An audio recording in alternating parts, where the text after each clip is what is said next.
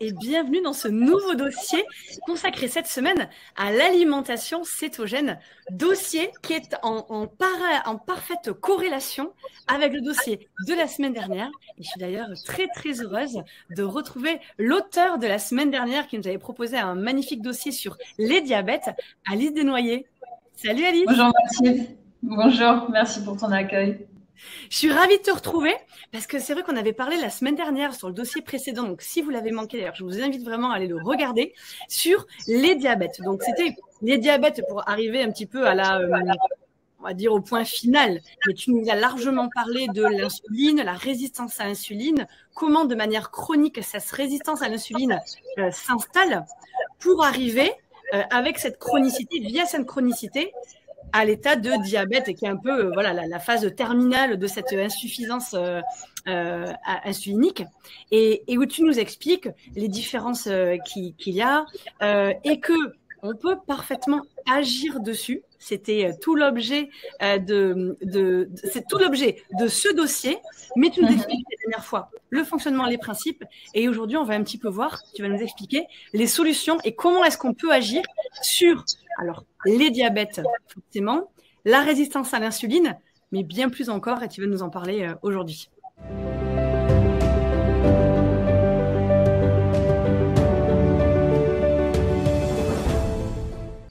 Voilà, la première partie, c'était l'explication des différents types de diabète, puisqu'on a vu qu'il y en avait plusieurs. Et cette partie-là, c'est on essaie d'offrir une solution alternative à l'alimentation conventionnelle pour apporter des solutions un petit peu différentes. Et je vais essayer d'expliquer l'alimentation cétogène de façon la plus scientifique possible et qui soit en même temps compréhensible pour un public assez général. Et pour démonter quelques mythes aussi, parce que c'est vrai qu'on a parfois une compréhension globale où on a certains a priori, il y a certains mythes qui circulent. Donc, on va essayer d'apporter une information claire et le plus concise possible. Oui, il y a des sujets comme ça, comme sur l'alimentation particulièrement, où on peut voir plein d'informations, un peu parfois tout et son contraire. Et toi, tu as vraiment recherché par rapport à ce mode alimentaire que tu utilises et que tu proposes à tes patients. Donc, ça a fait ses preuves, tu l'as testé, tu l'as expérimenté. Et donc, tu nous partages aujourd'hui. Tester et approuver, c'est ça. Et en plus, en t'appuyant sur des études, sur des choses, voilà, des recherches que tu fais, tout est sourcé dans tout ce que tu nous proposes. J'invente rien. Mais tu n'inventes rien, mais en tout cas, tu mets en avant voilà, tes recherches et l'expérience. Et donc là, il y a pas mieux comme résultat que lorsqu'on lit la théorie à la pratique. Donc merci encore à toi pour ce travail. Je rappelle à nos abonnés qui t'auraient peut-être manqué la semaine dernière sur le diabète et qui t'auraient manqué également sur les maladies auto-immunes. Donc je vous invite à visionner ou revisionner si vous ne l'avez pas fait ces deux dossiers magnifiques. Donc sur les diabètes, on en parle à l'instant et toute cette idée de la résistance à l'insuline qui est extrêmement délétère pour le corps. On le redira jamais assez, mais une insuline trop forte, c'est le lit de nombreuses pathologies, donc il faut extrêmement être rigoureux et vigilant là-dessus. Et donc voilà, Alice nous a bien expliqué tout cela sur le dossier de la semaine dernière et lors d'un précédent dossier, les maladies auto-immunes. Qu'est-ce qui se cache derrière les maladies auto-immunes, le fonctionnement dans le corps, les mécanismes dans le corps et plusieurs levées d'action aussi que tu nous avais partagé dans le dossier, un bonus magnifique. Avec une alimentation, un modèle d'alimentation anti-inflammatoire pour les personnes avec des maladies auto-immunes de façon spécifique. Voilà, un autre modèle inflammatoire, un autre modèle alimentaire anti-inflammatoire. Donc voilà, c'est bien expliqué qu'il y a un mode alimentaire précis pour chaque type de pathologie ou de mécanismes qui peuvent se passer dans le corps. Donc, exact. Après, c'est des modèles diététiques qui peuvent être appliqués. C'est-à-dire, la même personne peut appliquer ces deux modèles de régime anti-inflammatoire, par exemple, le régime cétogène et le régime, le protocole pour les maladies auto-immunes. On peut faire des essais, on n'est pas obligé de rester dans un seul modèle alimentaire, mais bon, on va apporter plus de détails aujourd'hui sur le régime cétogène en particulier, qui est aussi un régime anti-inflammatoire. Voilà, donc Tout ceci est complémentaire, donc c'est formidable. Donc je le rappelle pour nos abonnés qui auraient manqué ces dossiers, que tu es diététicienne nutritionniste et tu es spécialisée en psychodoro-immunologie. Tu es également coach, tu accompagnes les personnes en maladies auto-immunes. On avait parlé dans le dossier sur les maladies auto-immunes. Toi, tu as réussi à surpasser un Hashimoto, une hypothyroïdie d'Hashimoto, où via l'hygiène de vie et le mode alimentaire, voilà, tu as diminué grandement, quasiment totalement les symptômes. Donc voilà, c'était l'objet du précédent dossier. Donc voilà, tu accompagnes les personnes dans ce parcours de vie de maladies auto-immunes. Le diabète peut en faire partie, c'est pas une maladie auto-immune, mais ça peut en faire partie dans l'accompagnement que tu proposes à tes patients. Tu donnes des consultations, donc en physique, en Andorre, si vous avez l'occasion aussi, vous êtes prêts, mais tu proposes également en distanciel. Voilà. Si vous souhaitez un accompagnement, encore une fois, individualisé, précis, avec une grande écoute, Alice est vraiment se met... tu te cales au quotidien des personnes, encore une fois, pour vraiment que ce soit un changement de mode de vie global, que ce soit pas juste des conseils alimentaires, on change un peu son alimentation, voilà, parce que diététicienne, nutritionniste, on peut se dire, ah ben voilà, elle va me donner une liste d'aliments, et puis pas du tout, tu as vraiment une approche complètement globale et holistique, donc voilà. Et personnalisé, bien sûr, oui, individualisé, personnalisé, voilà, tu vois, tu t'adaptes vraiment au quotidien et à la mode de vie de la personne. Donc voilà, si vous avez, si vous pouvez, si vous souffrez de certaines de ces pathologies ou certains de vos proches, voilà, je vous invite vraiment à vous rapprocher d'Alice. Vous avez ces coordonnées qui apparaissent sur le site, sur le dossier, sur la page d'Inanica. Vous avez tous les liens pour la contacter.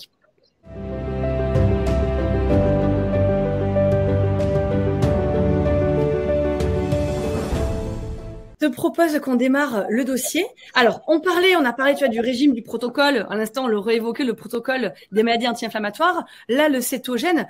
À titre un petit peu de comparaison, est-ce que tu pourrais nous brosser rapidement certains types de modes alimentaires, de régimes alimentaires? Voilà, on en parlait à l'instant un peu en off.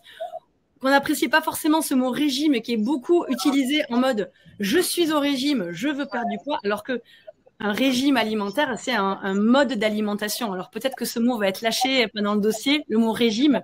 N'y voyez pas en tout cas une manière de absolument perdre du poids et restriction alimentaire. Et c'est pas du tout ça. C'est vrai que moi je vois la santé, comme tu disais, de façon globale. Et c'est vrai qu'il y a beaucoup de personnes qui veulent perdre du poids. Mais pourquoi on veut perdre du poids? Seulement pour des raisons esthétiques ou parce qu'on a un problème justement d'une maladie auto-immune qui peut provoquer une prise de poids, comme c'est le cas de la thyroïdite de Hashimoto, ou quand on a une maladie métabolique comme le diabète. Donc c'est vrai que c'est un mot qui est à double tranchant, parce qu'un régime, c'est un mode alimentaire. Mais comme tu dis, ça veut dire aussi, voilà, on essaie de perdre du poids, mais il faut se poser la question pourquoi on veut perdre du poids. Et c'est vrai que les modèles alimentaires dont je parle, soit le régime, le protocole AIP pour les maladies auto-immunes et le régime cétogène qu'on va aborder aujourd'hui, c'est des types d'alimentation à but thérapeutique. C'est pas des régimes qu'on fait comme ça pendant 6 semaines avant l'été pour perdre quelques kilos pour aller se montrer en bikini sur la plage. C'est vraiment des plans alimentaires qui sont prescrits dans une optique thérapeutique et orientés vraiment vers la santé des personnes. Donc ces deux modèles d'alimentation anti-inflammatoire, le protocole AIP pour les maladies auto-immunes et le régime cétogène qu'on va bien développer aujourd'hui. Mais c'est vrai que la base qu'on connaît le mieux au niveau alimentaire, c'est le fameux régime méditerranéen. C'est vrai qu'il est à la base d'énormément d'études et qui est un petit peu le modèle le plus utilisé en sciences et en nutrition pour évoquer un régime vraiment qui est très favorable à la santé, si on le suit bien, parce que ça, c'est encore un autre souci, parce que les modèles diététiques, c'est bien joli sur le papier, mais encore faut-il savoir bien les suivre Et d'où l'intérêt justement de suivre des conseils d'une ou un nutritionniste expérimenté pour ne pas faire n'importe quoi et ne pas suivre le dernier régime à la mode avec les influenceurs, les influenceuses sur Instagram. Et voilà, on se met au régime cétogène sans connaître vraiment les bases scientifiques ou n'importe quel régime hypocalorique ou des régimes la monodiète de l'ananas, je sais pas quoi. C'est vrai qu'il existe à peu près, je sais pas, peut-être je vais pas dire une centaine, mais pratiquement de régimes alimentaires différents. Et c'est vrai qu'il y a une telle variété de régimes alimentaires qui sont proposés, de modèles alimentaires. Et comme on disait avant en off, c'est vrai que ça donne un peu le vertige parce qu'on se dit, on voit tellement de trucs sur Internet, tellement d'experts ou de personnes qui s'autoproclament experts en nutrition et qui manquent de base scientifique et qui proposent un peu tout et n'importe quoi. Et c'est vrai que le public en général est un petit peu perdu parce que on entend tout et son contraire. Et c'est vrai qu'on passe du régime cétogène au régime low carb, au régime méditerranéen, au régime South Beach, au régime, il y a toutes sortes de régimes différents. Le South Beach, il donne envie, donc. Ouais, c'est sexy. Il y a le régime macrobiotique, le vegan, le végétarien. Mais en fait, dans tous ces régimes, il faut essayer de trouver un équilibre alimentaire et surtout une diversité, une variété. Et il faut faire hyper attention de ne pas tomber dans des carences en vitamines et minéraux, en sous-alimentation, en suralimentation. Il faut essayer de faire les choses selon une logique plutôt scientifique. Et c'est vrai qu'il y a des régimes qui sont plus ou moins à la mode. Le régime cétogène, en l'occurrence, il est à la mode depuis les années 2000-2010. Mais c'est un régime à la base qui est très ancien. Bon, on va en reparler un petit peu plus tard. Mais c'est vrai que le régime le plus étudié de façon scientifique pour recommander des aliments pour être en bonne santé, c'est le régime méditerranéen. Et effectivement, on a des très bons résultats au niveau nutritionnel grâce au régime méditerranéen. Encore faut-il bien le suivre et pas interpréter un petit peu à notre façon. Il y a beaucoup de personnes qui disent « Ah, je suis le régime méditerranéen », comme en Espagne, par exemple. Moi, j'habite en Andorre et on a les Espagnols en voisins. Et souvent, le régime méditerranéen, non, c'est pas celui qui est pratiqué au quotidien. Le régime, l'alimentation qui est pratiquée au quotidien, c'est plutôt une alimentation standard qui est bien loin du régime méditerranéen tel qu'elle est répertoriée de façon scientifique. Et le régime méditerranéen, c'est vrai qu'il est constitué en majorité par des glucides à 55 ou 60%. Ensuite, on a des graisses à hauteur de 25-30% et des protéines à hauteur de 15%. Ça, c'est pour la répartition des macronutriments. Et c'est vrai que pour certaines personnes qui sont plus sensibles à l'action des glucides, c'est un régime qui est peut-être un petit peu trop élevé en glucides pour justement certaines personnes avec des maladies auto-immunes, certaines personnes avec des maladies métaboliques comme les différents types de diabète.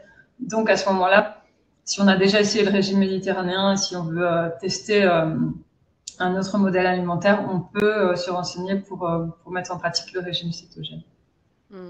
Glucides, c'est par rapport aux céréales et aux fruits, notamment. Dans le Méditerranéen, c'est essentiellement là les sources de sucre. Ouais. Ouais, et aussi céréales, pain, farine de toutes sortes, des farines complètes ou des pains complets.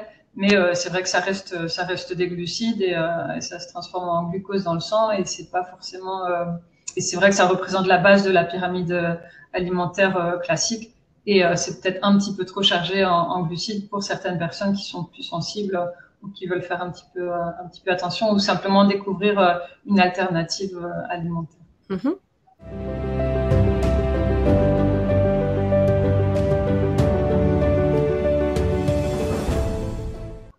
Super. Du coup, alors c'est vrai que le méditerranéen est très mis en avant.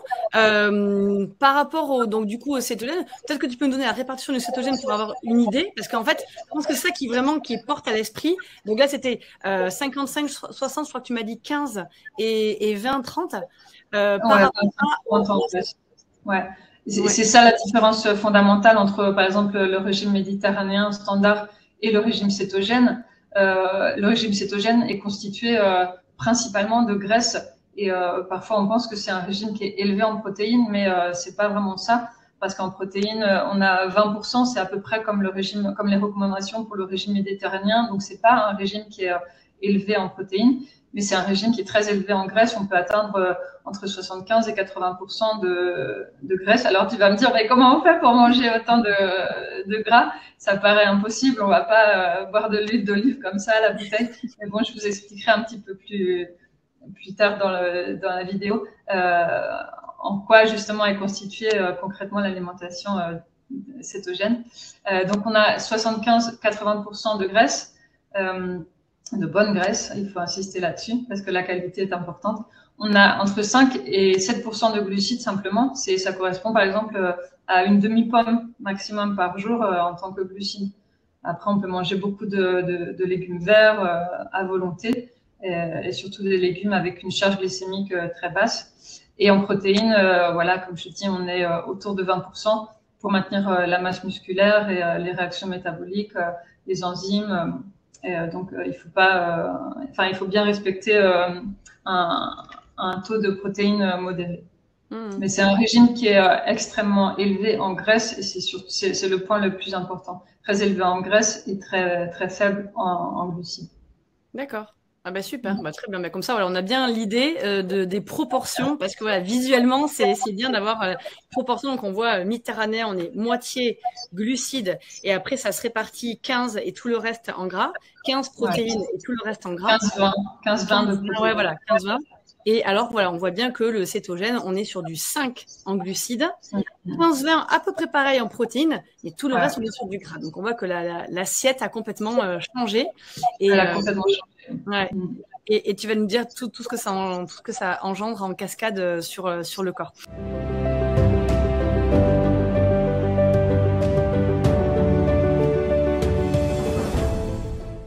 À l'origine, le cétogène, il a démarré où et comment? À l'origine, l'alimentation cétogène, elle vient de la nuit des temps parce que quand on était des primitifs, on s'alimentait principalement de viande et on allait directement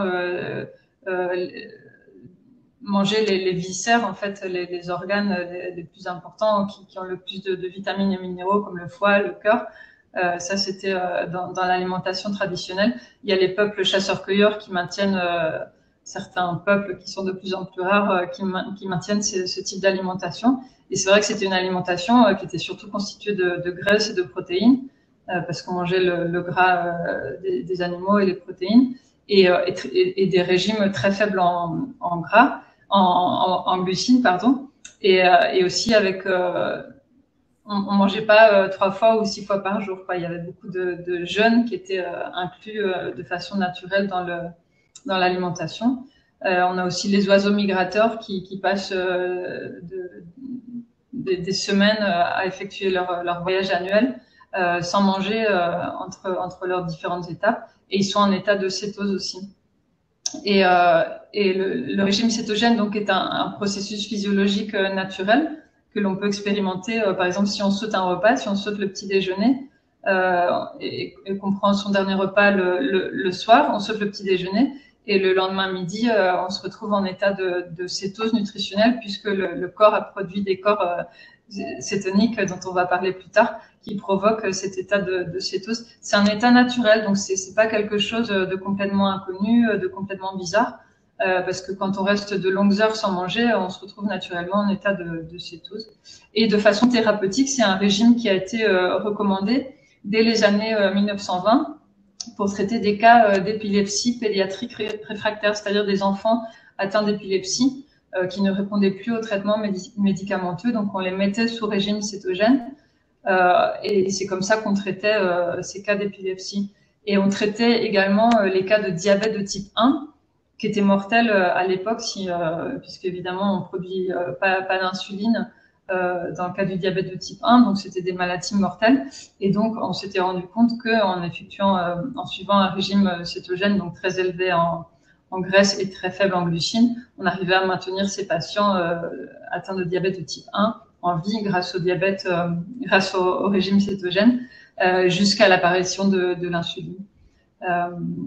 D'accord. Et il y a une évolution du régime cétogène thérapeutique dans les années 70 avec l'apparition du régime Atkins, du docteur Atkins, qui est un régime cétogène un petit peu particulier et adapté aussi à cette époque des années 70. On va dire que la qualité des aliments n'était pas aussi importante que maintenant. Maintenant, on regarde beaucoup la qualité des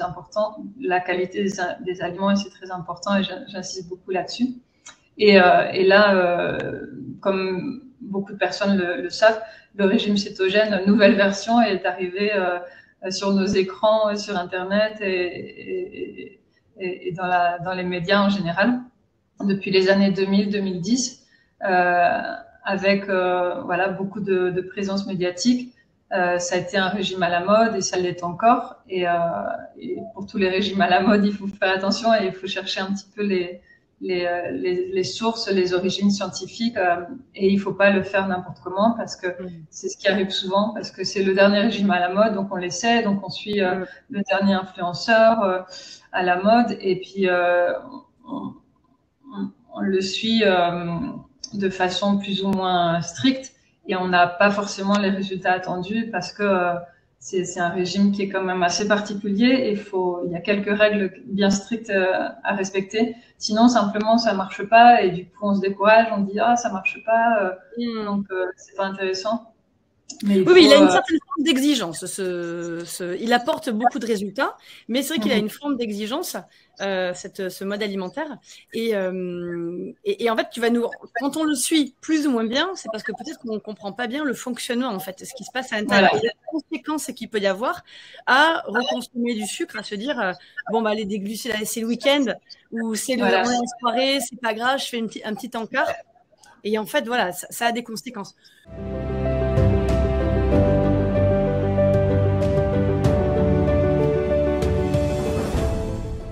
Alors Alice, là, depuis le début de la vidéo, tu nous as parlé à plusieurs reprises, tu as lâché le mot cétose. Alors la cétose, quand on n'est pas forcément initié sur le sujet, les corps cétoniques, la cétose, qu'est-ce que c'est? Tu pourrais nous expliquer un petit peu ce mécanisme du corps? D'accord, alors c'est un mécanisme un petit peu complexe, mais je vais essayer de vous l'expliquer avec des mots simples.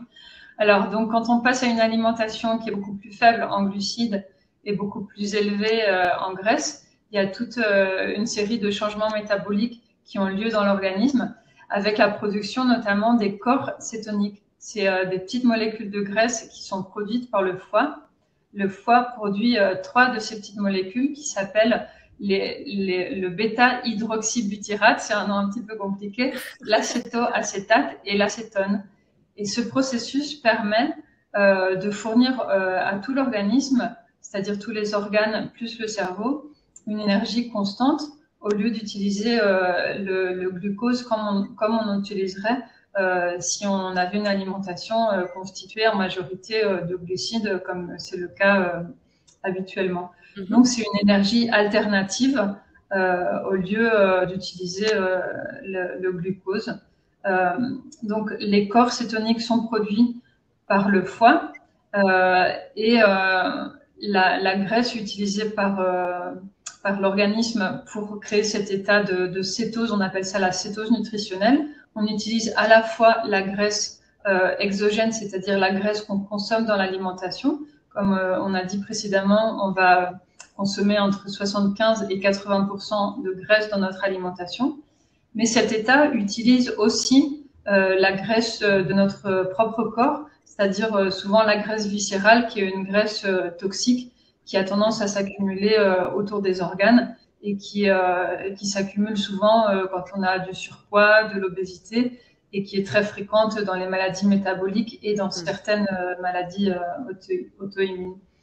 Donc, on se retrouve en état de cétose nutritionnelle quand l'organisme atteint un certain taux de corps cétonique dans le sang, à partir de 0,5 millimol par litre dans le sang, qui est déterminé comme le taux minimum pour être en état de cétose nutritionnelle, qui va donc nous apporter tous les bénéfices de ce régime cétogène. Alors, cet état de cétose nutritionnelle peut être atteint par deux voies, soit le jeûne, quand on reste plusieurs heures sans manger, et aussi par ce régime cétogène très élevé en graisse et très faible en glucides.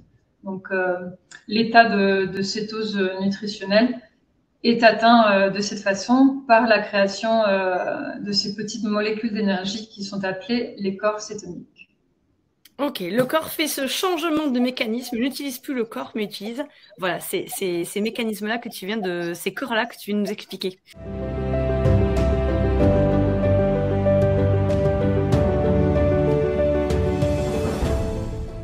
Alors, la cétose, on vient de bien comprendre. Quels sont les effets sur le corps? À quel endroit ça se joue dans le corps d'être en cétose comme alors, ça? Quand on est en état de cétose nutritionnelle, déjà, c'est un état que l'on recherche dans un objectif thérapeutique, soit pour réguler une maladie métabolique comme le diabète ou une maladie auto-immune, ou alors si on a besoin de perdre du poids, par exemple avec l'épidémie d'obésité qui a lieu dans nos sociétés occidentales et notamment aux États-Unis. Le régime cétogène est très utilisé pour la perte de poids et on a des témoignages de perte de poids spectaculaires de 50 ou 60 kilos chez certaines personnes grâce au régime cétogène.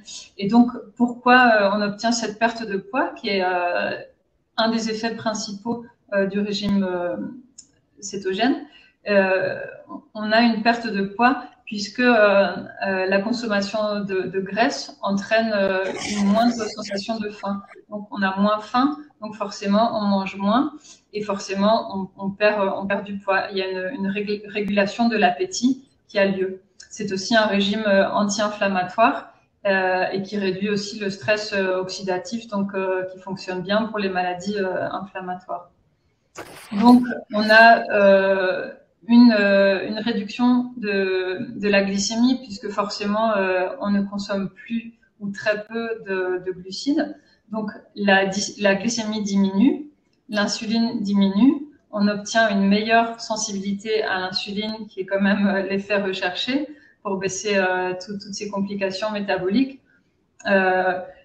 On perd du poids, surtout de la graisse viscérale qui est cette graisse toxique. Donc c'est tout bénef. Et si on est atteint, par exemple, de diabète de type 2, on voit les conséquences, les complications du diabète de type 2 largement réduites par cet état de cétose nutritionnelle. Ouais. Ça, c'est il y a des vraies applications thérapeutiques à ces mécanismes de cétose, d'être en état de cétose. Donc, tu nous parlais du diabète 2, tu peux nous en parler quelles sont les applications thérapeutiques de manière générale? Tu viens de parler de diabète 2. Alors, comme on a vu, comme vous verrez dans le bonus correspondant à la dernière vidéo sur les diabètes, il y a plusieurs études scientifiques qui ont montré qu'on peut atteindre la rémission du diabète de type 2 grâce à l'application du régime cétogène. Donc ça, c'est une application importante. On peut renverser le diabète de type 2 en pratiquant de façon stricte le régime cétogène. Et il y a d'autres applications. C'est extrêmement encourageant parce que c'est vrai que souvent, quand on pense que le diabète de type 2 est une maladie chronique, incurable, mais que nenni, si on... Bah oui, voilà. Parce que voilà, c'est haut les cœurs, c'est une nouvelle, c'est quand même, c'est une information hyper importante parce que souvent on est dans cette chronicité et alors que, bah voilà, non, tu nous l'avais déjà dit la semaine dernière, mais pour peut-être ceux qui l'ont manqué, voilà, tu y as vraiment étude à l'appui que tu nous avais partagé dans les bonus. N'oubliez pas de regarder les bonus. Alors en plus, les bonus d'Alice, c'est formidable. Il y a un super bonus dans ce dossier sur les aliments, tu as tout catégorisé, c'est formidable. Et dans celui du diabète la semaine dernière, c'est une étude comparative entre différentes études. Et étude comparative, oui, forcément.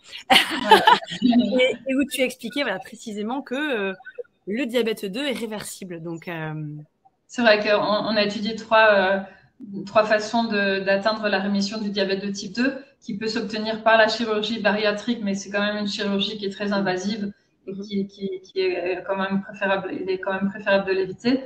Les régimes à faible teneur en calories, les régimes hypocaloriques, qui sont intéressants aussi pour améliorer la longévité, mais ça on pourra en parler dans un prochain dossier. Et aussi les régimes cétogènes qui peuvent, dans certains cas, permettre d'atteindre la rémission des personnes avec un diabète de type 2.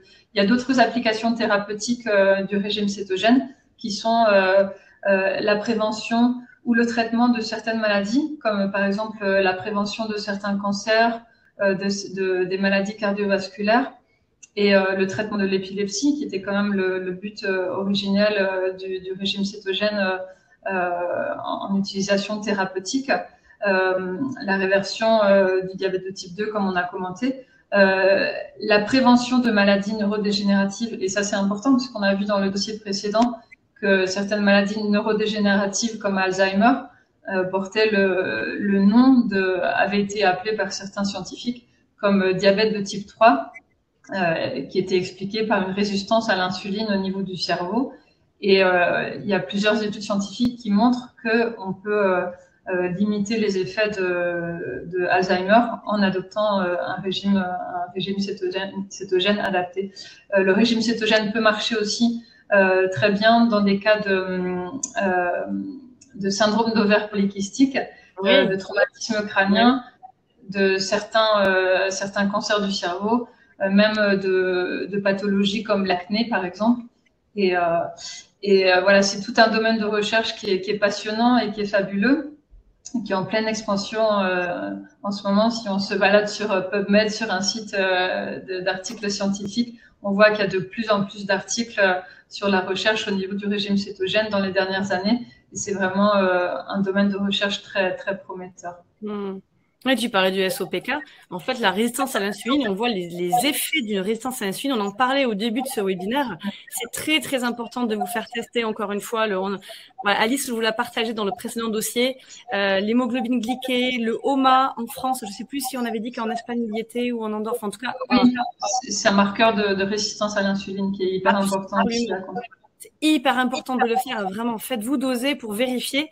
Et une résistance à l'insuline engendre de multiples effets. Tu les as partagés là. Tu parlais du SOP4. De manière générale, il y a un dérèglement hormonal qui s'opère avec la résistance à l'insuline. Donc, dans tous les cas, pour tout cela, le régime cétogène peut être une solution. Voilà, avec des effets extrêmement prometteurs qu'on nous partage depuis le début, avec des études à l'appui.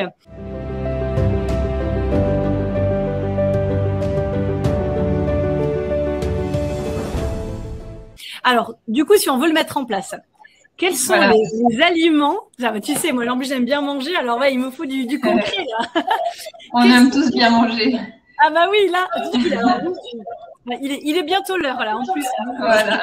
Au moment où on tourne, donc tu vas me donner envie. Quels sont, du coup, les aliments à introduire dans une alimentation, dans un mode alimentaire cétogène? C'est vrai que là, on a vu la partie théorique de façon très, très générale. Et maintenant, c'est vrai qu'on a besoin de conseils pratiques pour savoir comment, justement, on met en pratique ce mode alimentaire. Donc, on va utiliser surtout des graisses, donc à hauteur de 75-80%. C'est beaucoup de graisse. Et tu vas me dire, mais qu'est-ce que je vais manger? Quelle graisse il faut que j'introduise dans mon alimentation pour atteindre ce pourcentage qui est hyper élevé en graisse? D'ailleurs, je fais une petite parenthèse. C'est très important de respecter la répartition des macronutriments dans le régime cétogène, justement pour être sûr de respecter ce taux très élevé de graisse, un taux moyen de protéines à peu près 20% et un taux très bas de glucides. Donc, on peut utiliser des applications sur les téléphones portables pour vérifier. En fait, on va introduire toutes les quantités d'aliments qu'on va consommer pendant la journée. Pour voir si les macronutriments, ce sont les 3 protéines, lipides, glucides. Et glucides, voilà. Et donc, c'est hyper important de contrôler ces macronutriments dans le régime cétogène, justement pour atteindre cet état de cétose nutritionnelle qui ne s'atteint pas n'importe comment. Donc, au début, surtout, il faut vraiment bien vérifier la répartition de ces 3 macronutriments. Donc, déjà, les graisses, on va utiliser des graisses surtout de bonne qualité, et des bonnes graisses comme principalement l'huile d'olive, des acides gras polyinsaturés, des sources d'oméga 3 qu'on va retrouver surtout dans les poissons gras, les poissons de petite taille comme le maquereau, la sardine, les anchois frais. Et on peut utiliser aussi certaines huiles saturées, comme l'huile de coco par exemple. On va utiliser des huiles qui sont naturellement présentes dans les viandes ou les poissons gras. Ensuite, il y a les avocats qui ont beaucoup de lipides. Les fruits secs aussi, surtout crus et non grillés, parce que souvent ils sont plongés dans des huiles raffinées pleines d'oméga 6 qui est plutôt pro-inflammatoire. Donc on va éviter tout ce qui est graisse trans et graisse pro-inflammatoire avec une quantité élevée d'oméga 6. On va privilégier surtout l'huile d'olive et des acides gras essentiels type oméga 3. Donc on va consommer sans modération au niveau des protéines, mais qui contiennent du gras aussi. Donc c'est ces deux catégories qui se chevauchent un petit peu, protéines et gras. Donc des viandes de toutes sortes. Par exemple, l'agneau est une viande assez saine, surtout si on l'a choisi écologique. Le bœuf, le veau, le poulet, toutes les volailles, le lapin, le porc, toutes sortes de viandes. Et c'est vrai qu'on va avoir tendance à choisir les morceaux les plus gras de viande. Et si on prend du poulet, par exemple, on va consommer la peau du poulet aussi, qui est chargée en collagène et en gélatine, qui est hyper important pour nos articulations. Donc ça, c'est au niveau des protéines. On va privilégier la consommation d'œufs aussi. On peut manger environ 2 œufs par jour et on va pas mourir de maladie. Les œufs. Et oui, le mythe des œufs qui augmentent le cholestérol et qui nous font mourir de maladies cardiovasculaires. C'est encore un mythe à démonter. Et les œufs sont un aliment très complet avec une densité nutritionnelle très élevée.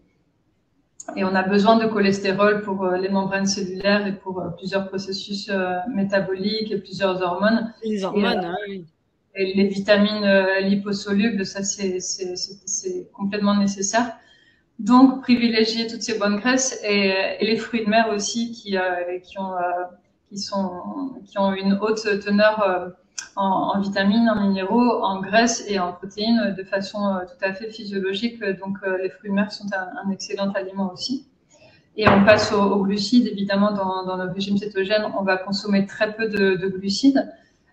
Mais paradoxalement, dans l'assiette, visuellement, on va avoir beaucoup de légumes verts, beaucoup de légumes à feuilles vertes, par exemple comme les épinards, les blettes, des haricots verts, des brocolis, toute la famille des choux.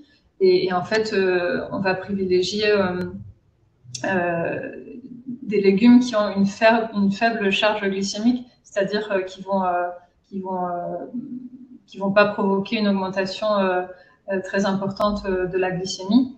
Donc, on va éviter tous les légumes qui ont une plus forte charge glycémique, mais on verra un petit peu plus tard quels éléments il est préférable d'éviter.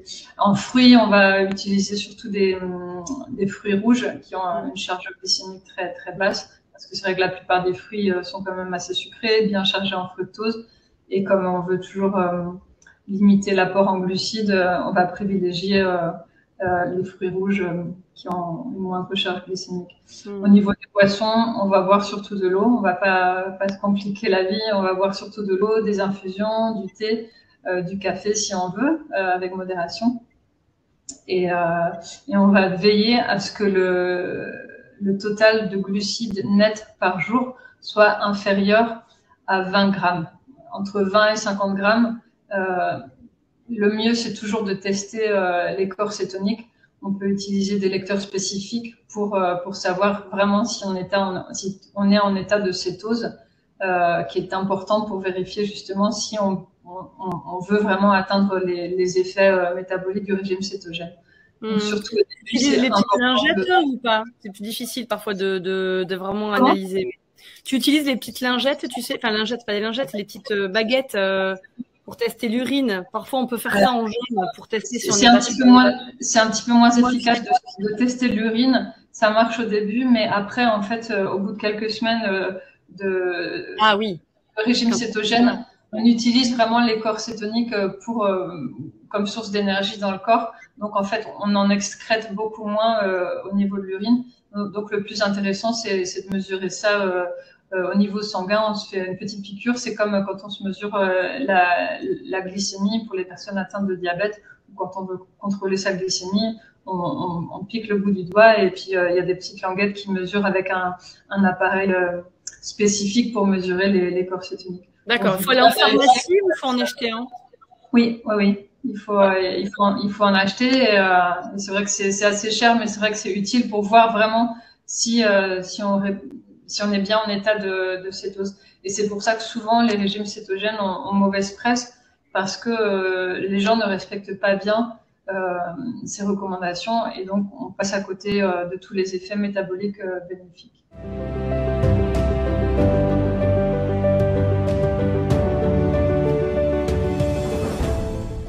Alors, qu'est-ce que du coup, pour bien faire les choses, qu'est-ce qu'il faut vraiment exclure de ce mode alimentaire?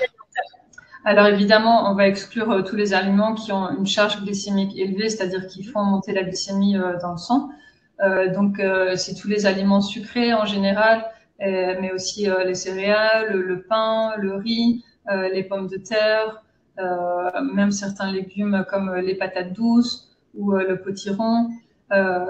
Tous les aliments ultra transformés, de toute façon les plats préparés, les snacks, les chips, et aussi l'alcool, les boissons sucrées, tout ce qui est sucré, même les fruits très sucrés, tout ça on élimine, et également les légumineuses, parce que elles contiennent une grande proportion de glucides, même si elles contiennent un petit peu de protéines et des fibres, mais on va quand même écarter les légumineuses. D'accord, donc lentilles, pois chiches, tout ça, voilà, en tout cas, le temps Voilà. de le faire, Voilà. on élimine cette partie-là.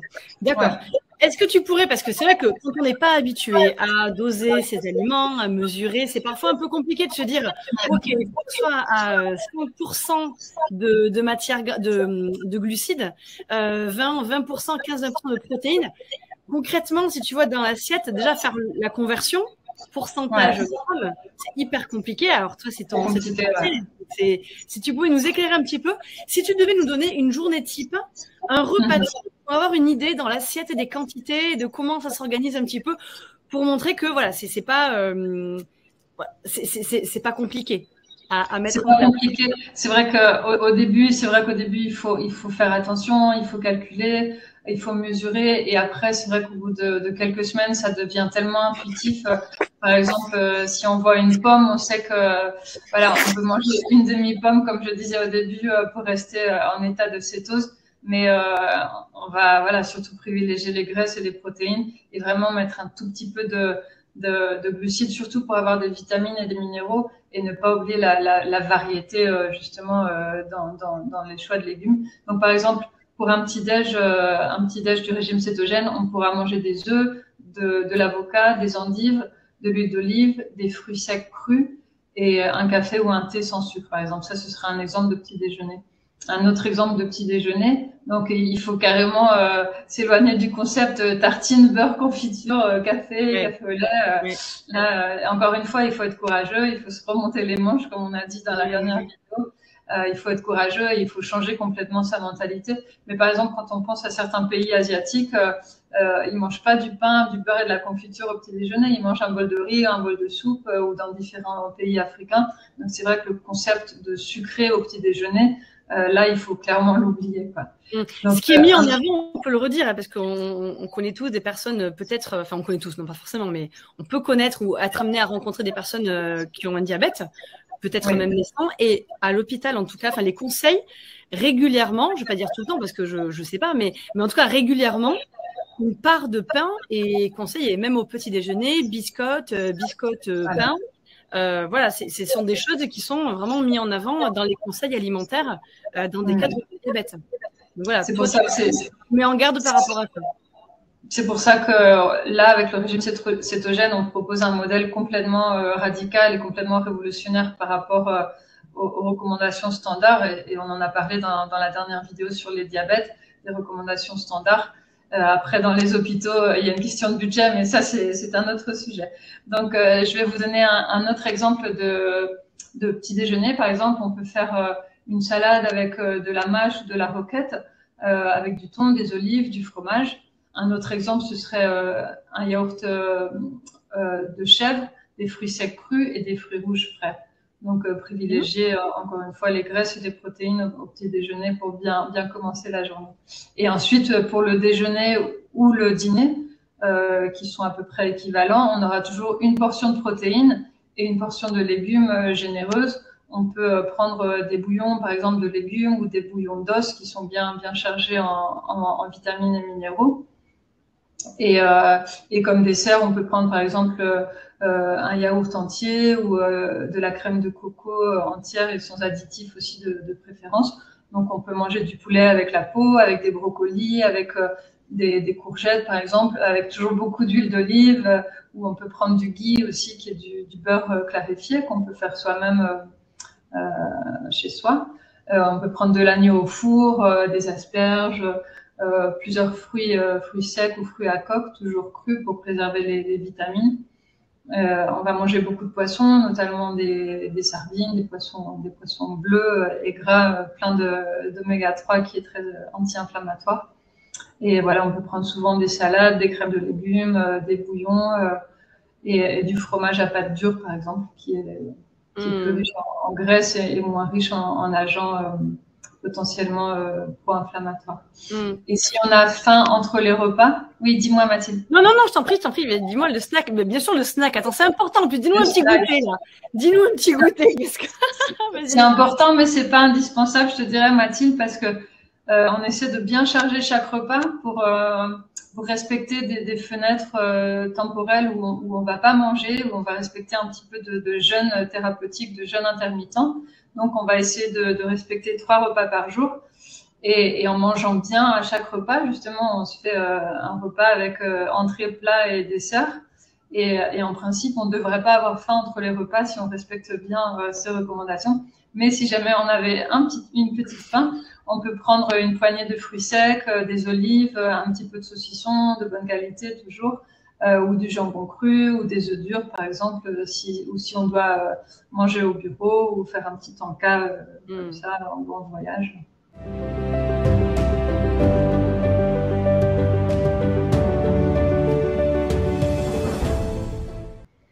Il peut être un peu difficile ce régime si on est végétarien. Si on est diabétique et végétarien, par exemple, du coup, il faut vraiment axer produits laitiers et œufs. Ouais, il faut faire attention. C'est vrai qu'il y a quelques méthodes, il y a quelques auteurs qui ont proposé des méthodes de régime cétogène végétarien.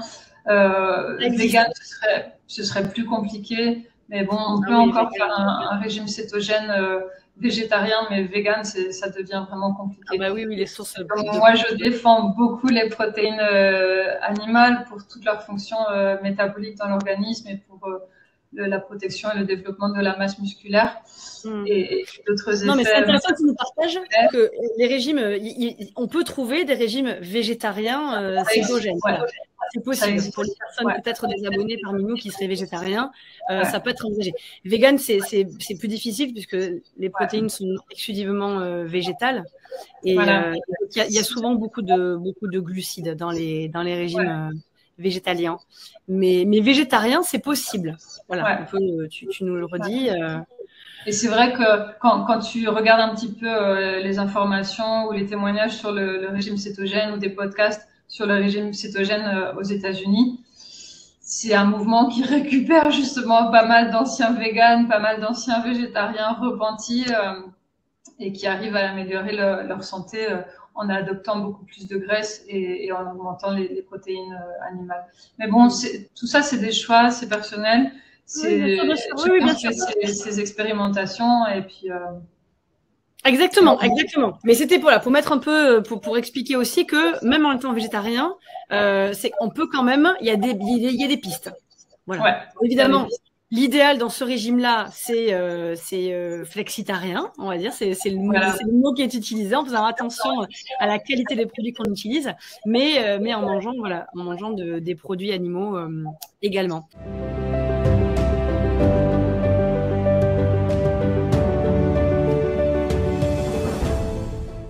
Donc, tu nous tires un petit peu les oreilles, il y a des lobbying du sucre qui nous dit, bah non, le sucre, ça va, mais le gras, par contre, attention, le gras, c'est pas bien. Voilà, on peut manger du gras, il n'y a aucun problème à manger du gras. C'est vrai qu'il y a beaucoup de mythes aussi par rapport aux maladies cardiovasculaires, mais il faut faire très attention avec ces concepts-là. Mais c'est vrai qu'une alimentation standard qui a été recommandée depuis les années 50 à teneur élevée en glucides et très basse en en Grèce, on peut se dire, si ces recommandations avaient été vraiment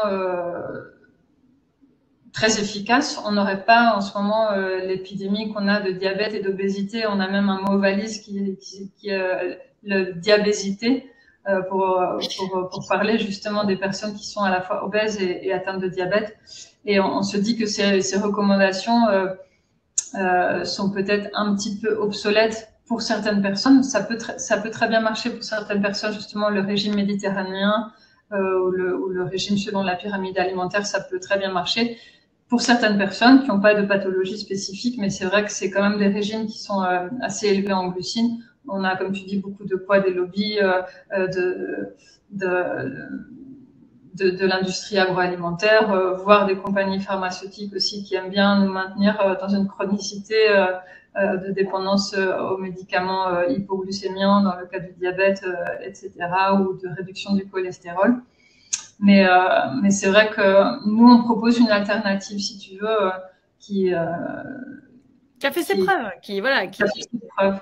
Avec les limites que tu nous en as parlé, que ça ne correspond pas forcément à tout le monde, mais en tout cas, sur les cas que tu as évoqués tout au long de ce webinaire, il y a des résultats, des études à l'appui. Donc, voilà, c'est à expérimenter, comme chacun. Toi, tu nous expliques les clés, tu nous réexpliques le cadre, et après, à chacun d'aller voir, tester et regarder les effets. Est-ce qu'ils sont plus en énergie? Est-ce que l'insuline, la glycémie, le taux d'insuline baisse?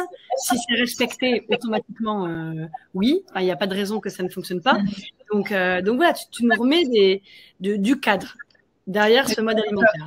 C'est vrai que souvent, il y a une confusion et c'est vrai qu'on a souvent peur du gras parce que traditionnellement, voilà, manger du gras, ça fait grossir. Mais bon, il y a manger du gras et manger du gras. Et ce qui est dangereux surtout, c'est manger beaucoup de gras et beaucoup de sucre en même temps. Et ce qui n'est pas du tout le cas du régime cétogène, parce qu'on mange beaucoup de gras, mais on mange très très peu de glucides. Et il y avait le concept aussi du French Paradox. C'était des études qui avaient été réalisées dans les années 60, je crois, par des scientifiques qui voulaient vraiment établir le meilleur régime pour la population générale. Et bon, ils ont abouti sur le régime méditerranéen. Et la personne qui était à la tête de ces études s'appelait Ansel Keys. Et c'est vrai qu'ils ont démontré les bénéfices du régime méditerranéen tel qu'il était à l'origine et pas tellement transformé comme il est en ce moment. Mais ils avaient écarté justement de cette étude la France, puisqu'on avait constaté que les Français étaient très peu atteints de maladies cardiovasculaires et pourtant ils passaient leur journée à manger des produits très gras comme des produits laitiers ou des produits gras comme on en parlait, les produits du sud de la France qui sont bien chargés en graisse. Et en fait, on a appelé ça le French Paradox, mais on se rend compte en ce moment que c'était pas du tout un paradoxe, puisque manger des bonnes graisses a plutôt une tendance à nous protéger contre les maladies cardiovasculaires qui apparaissent surtout dans un contexte de consommation excessive de glucides. C'est pour ça qu'on change un petit peu le paradigme, on apporte un paradigme qui est complètement nouveau et révolutionnaire et différent et un petit peu choquant justement si on n'a pas l'habitude de ces concepts-là.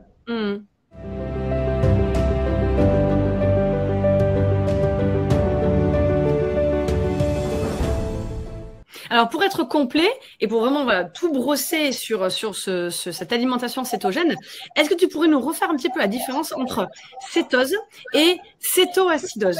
Parce que quand on regarde, quand on lit un petit peu sur tout ce qui est le principe d'être en cétose, on peut voir ce terme qui arrive par rapport à l'acidose et qui est lié à cet état de cétose. Est-ce que tu peux nous faire un petit peu la distinction, s'il te plaît? Voilà, c'est vrai que je voulais introduire ce concept dans cette vidéo parce que souvent les personnes ne font pas la distinction entre ces deux concepts.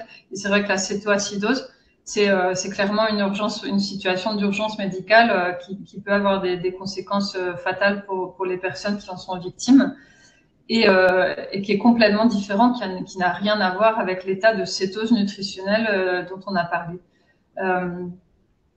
La cétoacidose a lieu chez les personnes qui sont atteintes de diabète de type 1 Et quand on a à la fois une montée des corps cétoniques et à la fois des taux de glucose très élevés, dans les cas de personnes avec un diabète de type 1 qui sont incapables de produire de l'insuline. Donc c'est avec cette combinaison de ces trois facteurs qui provoque une cétoacidose qui altère complètement l'équilibre acide-base, acido-basique de l'organisme et qui peut provoquer jusqu'à un coma ou jusqu'au décès de la personne. Mais l'état de cétose nutritionnelle est loin d'être la même chose, puisque dans l'état de cétoacidose, les corps cétoniques doivent arriver à 10 millimoles de bêta-hydroxybutyrate par litre, alors que l'état de cétose nutritionnelle est en général de 1, 2, voire 3, et presque jamais au-dessus de 5. Donc, c'est presque impossible d'être en cétoacidose quand on pratique de façon correcte le régime cétogène. Ok, mais c'était bien que tu nous refasses un petit peu la distinction entre les deux, parce que comme c'est des notions qui peuvent passer et que ça peut contribuer à ce mythe un peu ce mythe, à ces idées qui peuvent circuler sur le régime cétogène qui peut être dangereux. Donc voilà, c'était bien que tu nous refasses la distinction. Encore une fois, pour vraiment être complet et tout expliquer sur le régime cétogène, et tu l'as répété à plusieurs reprises, il ne convient pas forcément à tout le monde. Mais voilà, et donc juste précisément, quels sont les effets secondaires que peut entraîner, qui peuvent arriver avec une alimentation cétogène?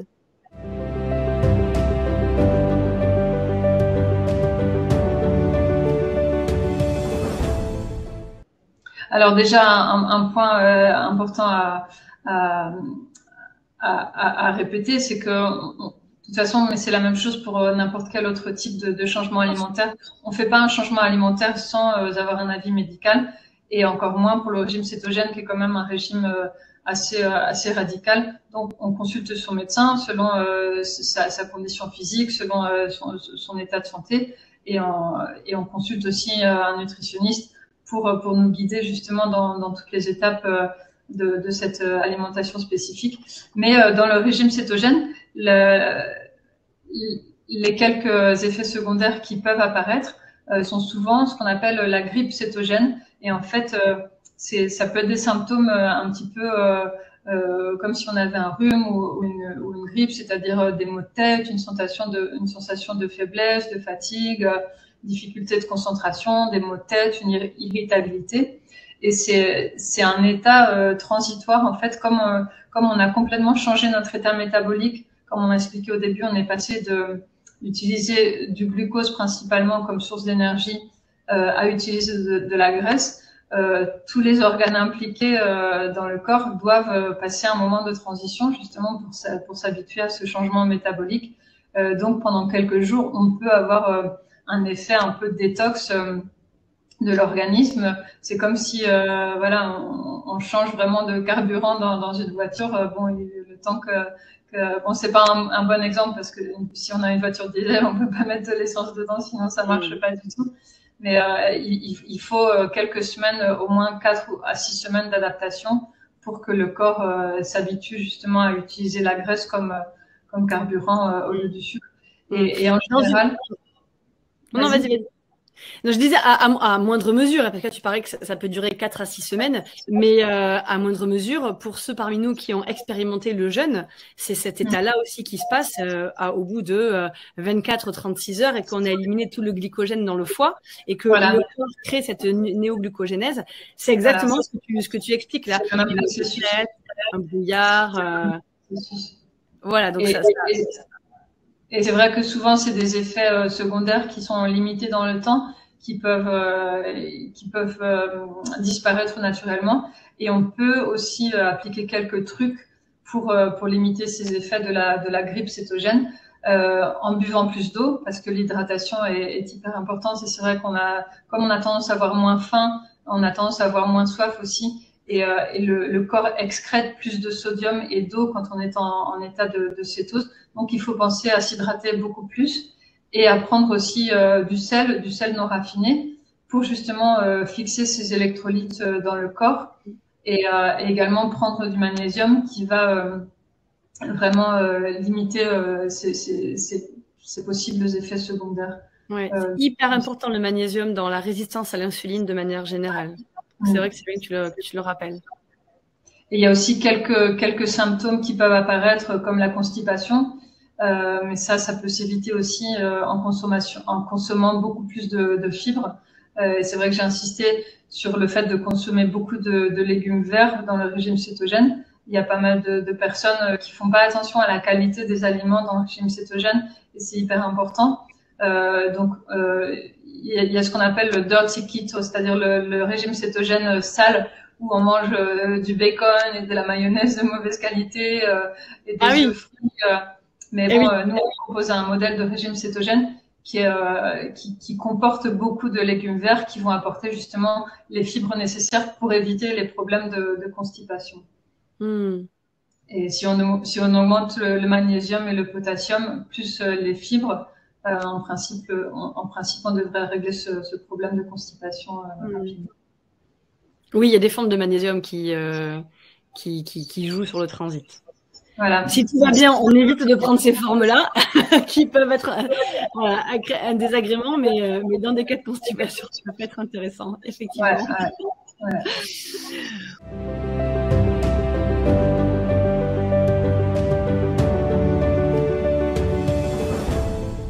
Ben écoute, la durée que tu conseillerais sur un régime cétogène?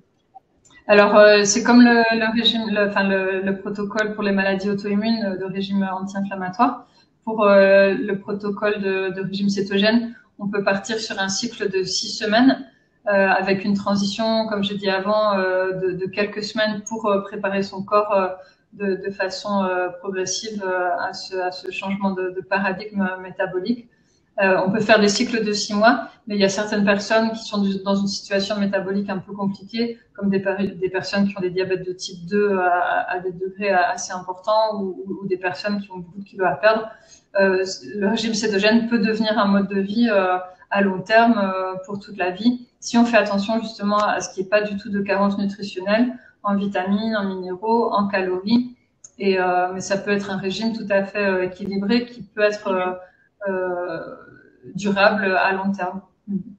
D'accord, ah oui, très bien. Bon, bah écoute, merci pour toutes ces informations. Donc, il y a quand même de multiples effets. Tu nous as parlé diabète, insuline, perte de poids. Enfin, il est complet, cette alimentation, ce régime cétogène. C'est vrai que les bénéfices sur l'organisme sont intéressants. On n'a pas parlé des bénéfices au niveau des capacités cognitives, de concentration, de mémorisation, de productivité au travail, puisque le cerveau va utiliser aussi des graisses comme carburant. Le cerveau fonctionne beaucoup mieux et c'est pour ça que le régime cétogène a pas mal d'applications dans la prévention ou voire le traitement de certaines maladies neurodégénératives. Et la santé de notre cerveau est fondamentale. Après, c'est vrai que c'est un régime qui est un petit peu difficile au niveau du suivi parce que souvent on manque d'informations et c'est un régime qui est très strict. Donc au niveau de la vie sociale et familiale, c'est un petit peu compliqué. Donc c'est vrai que c'est mieux que si on a un entourage compréhensif ou si on a vraiment une bonne raison thérapeutique et un bon soutien de son équipe médicale ou d'un nutritionniste, un diététicien pour nous aider vraiment à le faire dans les meilleures conditions possibles. Et une fois qu'on a dépassé tous ces petits inconvénients ou ces difficultés d'adhérence, c'est vrai qu'on peut compter sur le régime cétogène pour nous aider au quotidien, si on a des kilos à perdre ou si on veut gérer une maladie métabolique ou auto-immune.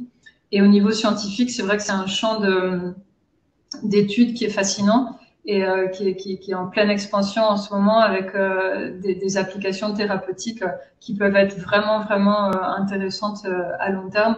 Mais on a toujours besoin de plus d'études scientifiques et comme on en avait parlé dans la première vidéo, c'est très difficile de faire des essais cliniques sur des protocoles alimentaires parce que voilà, on peut pas enfermer les gens pendant 6 semaines dans un hôpital à leur faire manger des aliments spécifiques avec un groupe de contrôle et tout ça.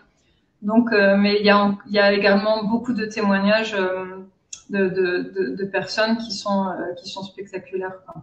Avec le régime cétogène, il faut éviter quelques problèmes basiques qui font que certaines personnes abandonnent ce régime parce qu'ils mangent pas assez de fibres, pas assez de légumes qui vont leur apporter des vitamines et des minéraux, pas assez de protéines par exemple, ou pas assez de graisse, parce que c'est vrai que pour arriver à 75 ou 80% de graisse, il faut vraiment consommer beaucoup de graisse. Mais quand on y arrive, c'est vrai qu'on vit des effets métaboliques impressionnants.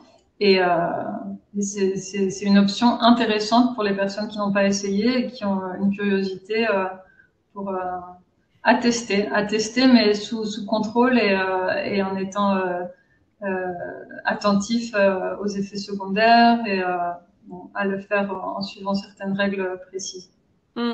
Et tu nous as proposé un magnifique bonus sur justement ces catégories d'aliments qui est à éviter. On peut, mais pas trop, ou vraiment on peut y aller à fond avec des couleurs. Enfin, le bonus, il est magnifique. Si vraiment on veut se lancer, évidemment, tu l'as redit là, c'est bien d'être accompagné et d'en parler. Si vraiment on est diabétique, par exemple, c'est bien de le faire vraiment en collaboration avec son médecin et accompagné par un diététicien ou nutritionniste, c'est l'idéal. Mais en tout cas, vous avez déjà cette première approche alimentaire via ce bonus extrêmement complet que tu nous as partagé. Et voilà, je vous invite vraiment à regarder, voire à imprimer si vous voulez, parce que vraiment, il est extrêmement bien détaillé et fourni. Merci infiniment, Alice, pour ce très beau dossier complémentaire. Ces deux très beaux dossiers, alors les maladies auto-immunes, bien sûr, mais je t'ai dit ces deux dans le sens où ils étaient un peu imbriqués. C'était pas une trilogie, je sais pas comment on appelle ça quand il y en a que deux, une duologie. Un duo. Inventons un mot, la duologie de cette un duo, Mathilde. Oui, mais tu sais, il y a un trio, c'est la trilogie. Ouais, c'est vrai, ouais. Je voulais inventer un mot pour le duo, mais oui. Un binôme, je sais pas. Évidemment, mais bon, voilà, en tout cas, voilà, cette thématique bien complémentaire de le sens, la compréhension et derrière les outils, en comprenant encore une fois le mécanisme des outils, parce qu'on n'arrête pas de le répéter, pour mettre en place un outil, mettre en place une nouvelle habitude dans son quotidien, il faut la comprendre. Sinon, c'est trop coûteux pour le corps, c'est trop coûteux pour le système nerveux. Il y a le côté il faut qui se met en place et on va nulle part avec du il faut. Il faut vraiment que ça parte de l'intérieur et que l'élan il soit en profondeur. Et c'est ce que tu nous as permis d'explorer aujourd'hui à travers cette thématique. Merci infiniment, Alice. Merci à toi, Mathilde. Et au plaisir de te retrouver et de vous retrouver tous la semaine prochaine pour le webinaire de questions-réponses. Bye bye. À bientôt, merci. Au revoir à tous.